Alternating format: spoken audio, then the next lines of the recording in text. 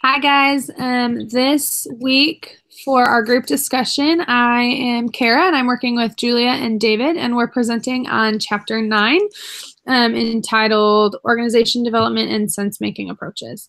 So this chapter in the textbook mentions the 6 images that we associate with managing change, and this chapter particularly focuses on the roles of coach and interpreter.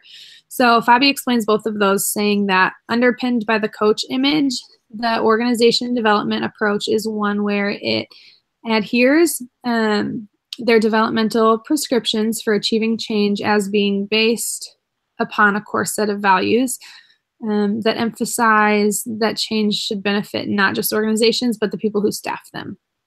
And then he writes, talking about the interpreter image, that the sense-making approach maintains that change emerges over time and consists of a series of interpretive activities that help to create in people new meanings about their organizations and about the ways in which they can operate differently in the future. So throughout this presentation, we'll take a look at the topics described in this chapter and discuss the framework set by the coach and interpreter images in organizational development and organizational change. So to start, what is organizational development? Organizational development is this idea that when we put an emphasis on the people within our organization rather than the way we're making our money or even the systems behind it, just focusing on the people and the value structures that they will adhere to, we are setting our companies up for success by doing that. So this idea of organizational development has grown over time, and it has changed. In table 9.1 of this chapter, it explains how it has evolved from the 1940s to the 1980s and beyond. But it really addresses this idea that no single theory about organizational development is the same. So a lot of people have different ideas about what organizational development looks like, and there's no one thing that they can pin down other than it deals with people. So a lot of these perspectives are listed in the textbook, and a few of them straight from the text say that the top of the organization is committed to the change process, and organizational development is planned and involves a systematic diagnosis of the whole organization system, a plan for its improvement, and provision of adequate resources. It's also very action-oriented, and it is long-term, so taking 2 to 3 years to achieve effective change. Attitudes and behaviors are a big focus in organizational development, and groups and teams are a key focus for the change process. The 3 value sets that are involved are humanistic, democratic, and developmental. So humanistic relates to the openness, honesty, and integrity of employees. The democratic value set relates to social justice, freedom of choice, and involvement. And the developmental value set relates to authenticity, growth, and self-realization. So again, just this idea that organizational development is traditionally focused on the people rather than the profitability of the firm. And then next, David will explain the role of the organization development practitioner. Thanks, Kara. Okay, so Kara gave a background about what organizational development is, and what I really liked about this chapter was that, the 2 images that we focused on was coach and interpreter. Well, since I'm a volleyball coach and Julia's a coach, it really relates well to what we do, and I thought that was pretty cool. When you are implementing organizational development in your program, you need an OD practitioner. Now, what that is, a typical OD practitioner helps to structure activities to help the organization members solve their own problems and learn to do that better. So the image that we relate to with coach, it's a great example of that because, we have to do that on a daily, weekly basis. It is a crucial element in the traditional OD approach, and they may be internal or external for the organization. So again, going back to the programs that I've worked with, I'm internal because I'm the coach, but sometimes we can have people like psychologists come in, therapists come in, people that are outside the organization that can still give us good feedback. When the role of the OD practitioner follows a series of steps, there are 8 of them. First step is problem identification. So someone in the organization becomes aware of what that person thinks is a problem that needs to be addressed. So for example, for me as a coach, if I have a problem with my team or somebody comes to me and says they have a problem, that's the first step. that's how we get started. Number 2, consultation with an OD practitioner. So the client and the practitioner come together with the latter, endeavoring to create a collaborative dialogue. So again, a player comes to me, I have a problem, we start that dialogue. Number 3, data gathering and problem diagnosis. Interviews, observations, surveys, and analysis of performance data occur to assist in problem diagnosis. Each of these techniques is recognized as an intervention in itself in the sense that it involves an interaction with people. So like what Kara was talking about, organizational development is about caring about your people more than the bottom line. And in sports, that's a great that's how you are successful in sports or in business, is that you care about your people. And so for me as a coach, for Julie as a coach, we have to care about our players and have to make sure they're on board with what we're doing in order for us to be successful. Number 4, feedback. The consultant provides the client with relevant data, at the same time protecting the identity of people from whom information was obtained. So again, I have a player come to me, hey, this is going on, I have a problem. Depending on the nature of the problem, maybe I'll bring in 2 or 3 other people into that meeting, or I'll just talk to that person individually. And maybe I won't reveal that person, the identity of the people that gave it to me right off the bat. It depends on the nature of the issue. But giving that feedback and allowing that person that is having the issue is very important in this process. Number 5, joint problem diagnosis. As part of the action research process, people are involved in consideration of information and discuss what it means in terms of required changes. So again, going back to the problem, if I'm meeting with a player and it involves just her, maybe we'll talk about it. We'll, diagnose what the issue is, and then we'll go from there. If it involves more members of the team, I'll bring them into that discussion as well.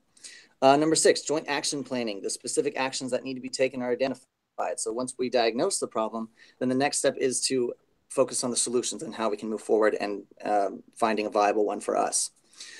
Number 7, change actions. The introduction of and transition to new techniques and behaviors occur. So once at the conclusion of that meeting where I'm meeting with the teammate or multiple members of the team, we decide on a solution and then we take it back to the team and then we start to go through that process. And finally, number 8, further data gathering. Outcomes of change are determined and further actions are identified. So we go through the process, we start practicing it, and then we come back to it to make sure that we're doing it the way that we want. So if I say, hey, we need to be on time, we need to be on time for lifting or on time for workouts. And, maybe I come back and 3 days later, we're still late. We obviously have to come back to that and make sure we're doing it the way that we talked about in the meeting. For an OD practitioner, the textbook talked about 4 main skills that are required to do it successfully. Number 1, intrapersonal skills. So having a well-developed set of values and personal integrity, including the ability to retain their own health in high-stress organizational situations. Coaching is a high-stress situation a lot of the time. It is a high-stress level job. And so just in my short time of being a coach, I've been in many high stress situations, and being able to handle myself in those situations and being able to find the change without making it personal is huge in the change process that I hope to create in my team. Number 2, interpersonal skills, so which are needed in order to work with groups, gain their trust, and provide them with counseling and coaching. So generally, with the teams that I coach in volleyball, generally range from 15 to 20.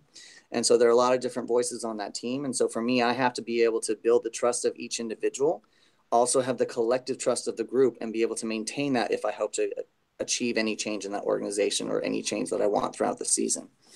Number 3, general consultation skills, including knowledge and intervention techniques to assist them in diagnosing problems and designing change interventions. Players will trust you more if they feel that you know what you're talking about. So if you want to introduce a change and you're not really sure about it, or you don't have conviction in what you're doing, they're a lot less likely to embrace it and be on board with what you're doing. So being able to have the knowledge behind what you're doing and have a reason for it is huge. And the last one, organization development theory, to ensure that they have a current understanding of the specialist field of which they are a part. So giving a little bit of background is to, giving them the why and having that understanding of, hey, why is this important? How does this affect our organization? How does this affect in sports, our program? How is this going to make us more successful? And giving them that well-rounded approach so that they're not left in the dark, so to speak. In the textbook, it talks about Lewin's 3-stage model. So it just kind of outlines the process of the change. So the 3 phases are unfreezing, movement, refreezing. Unfreezing is the first 3. So you identify the problem, you consult with the OD practitioner, and you gather data and initial diagnosis. The second process is movement to the new behavior that you want, the client group feedback. joint problem diagnosis, joint planning and change actions, and then you engage in that change action. And then finally, refreezing. You want to keep that change in place. That's post-action data gathering and evaluation. Okay, so now we're going to talk, I'm going to send it over to Julia, and we're going to finish up with talking about the criticisms of organizational development and OD's traditional values, and a little bit more about that. Thanks, David. So as we move on throughout this discussion, next we're going to talk about some of the challenges directed at organization development. And a couple of those, just to give you a picture of where we're going, would be the criticisms of organization development, the current relevance of these traditional values. Are these values universal, and then can they be applied on a large scale? So to start off, there are 6 main criticisms of organizational development. The first main criticism of organization development is their definitions and concepts. So organization development may consist of single or multiple interventions over a different period of time.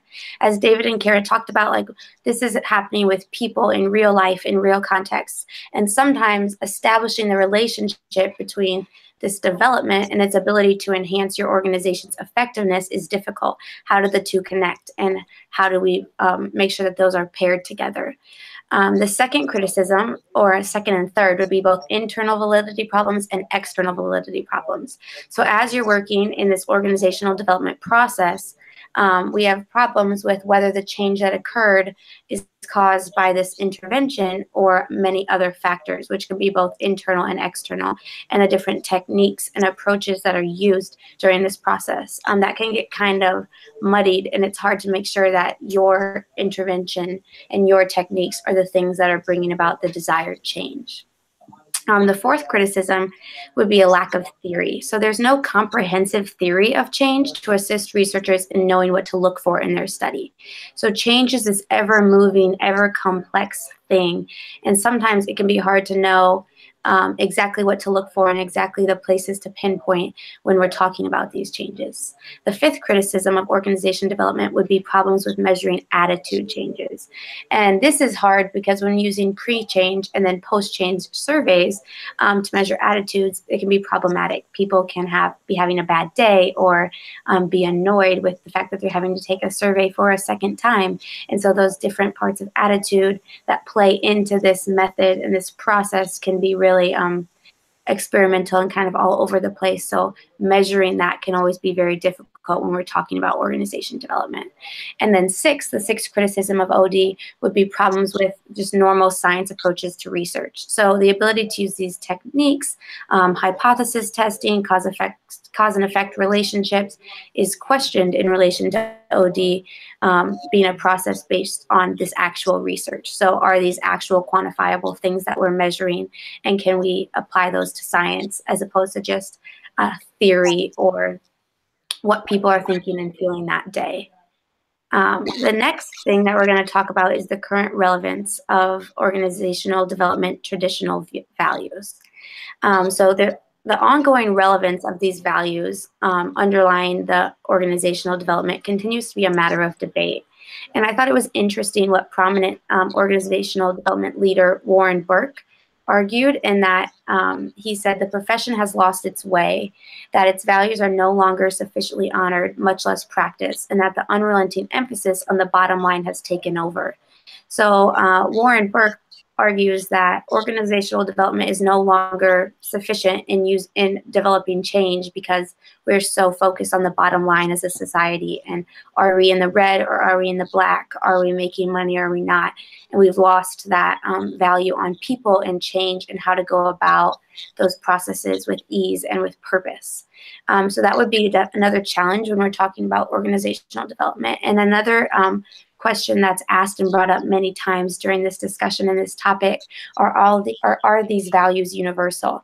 So all the values that David talked about that a practitioner implements is really challenged. If can these values be taken and implemented outside of the United States, where this idea was prominently developed? So organizational development seems to be a thing that's been within America and within the United States. And can we take these and apply these to all situations, all cultures, no matter what? Some advocates portray that these can be universal with cultural differences, but others argue that they cannot, and that the approach doesn't quite work across certain cultural boundaries. And those would be different things like, for example, if you implement organizational development in a goal-oriented environment with specific end state in mind, and this is the process and this is what we're doing, as opposed to a more journey-oriented culture where it's a cyclical change and there is no end state, can you be successful using organizational development in both of those places? And many people argue that you cannot. And then the last main challenge to organization development would be engaging in large-scale change. So one of the biggest challenges to the traditional OD was a criticism that it's all ill-suited to handle large-scale organizational changes, that it mostly works on focusing on small group dynamics and individual dynamics within those groups, such as survey feedback and team building, but not necessarily to a large organization or a large company. Like David talked about, organizational development works really well in a team setting. So being a coach and having David as a coach as well, just having those situations where you have, 15 to 20 players and you're working to change culture or change habits, organizational development would be deemed to work well in places like that, where you can kind of focus on certain people and specific topics. But if you look at a company like Kara works for as large as Disney, some would argue that getting large-scale organizational development throughout the organization could be challenging using these specific steps and processes. So yeah, those are just some of the critiques and challenges that are associated with OD, organizational development, and something that we're hoping that we can help better inform you on as you go and you think about the companies you work in and the organizations you come in contact with. So we look forward to furthering this discussion online and hope to hear your thoughts as the week continues. Thanks so much.